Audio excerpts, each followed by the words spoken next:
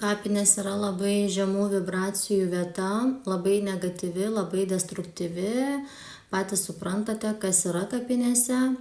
Tai po tokio apsilankimo tokioje erdvėje labai svarbu yra apsivalyti. Grįžus iš kapinių viską nusirengiate ir dedate rūbus skalbti.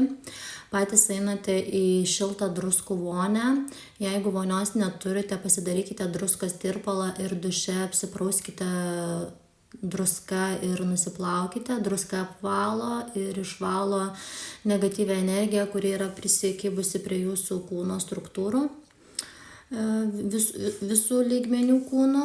Tai kapinėse tikrai galite prisirinkti įvairių lervų, įvairių būtybių, kurios stovi, laukia ir joms reikia maisto, joms reikia jūs nusiurbinėti tam, kad jos galėtų toliau gyvuoti. Taip pat kapinėse yra pastrigusių sielų, kurioms yra sunku išsilaisvinti ir jūs galite padėti joms išsilaisvinti labai lengvai ir paprastai, net nebūtinai eiti į kapines, kad padėti artimiesiems išsilaisvinti, galite uždegti žvakę, sukalbėti maldą, vizualizuoti tą žmogų, siųsti jam meilę, šviesą, išsilaisvinimo energiją ir taip jam padėti išeiti, jeigu jisai galimai yra pastrigęs šioje žemiškoje plotmėje ir taip nesugebėjo išeiti.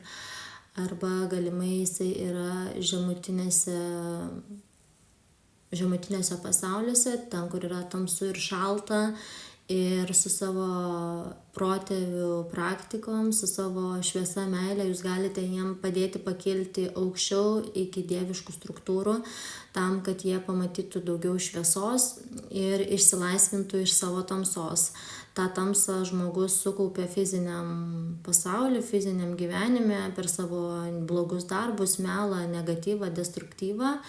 Ir vienareikšmiškai jisai nepakyla aukščiau dieviškos meilės energijos šviesos ir todėl nueina į žemutinius pasaulius. O jeigu buvo alkoholizmas, išdavystės, prievartos, žudynės, smurtai, karai, tai vienareikšmiškai toks žmogus yra tenai. Tai su šviesos praktikom jūs galite padėti savo išėjusiems artimiesiems, o kiekvienas tikrai turi tokių artimųjų, kadangi mes esame paveikti 7 kartų atgal prieš mus.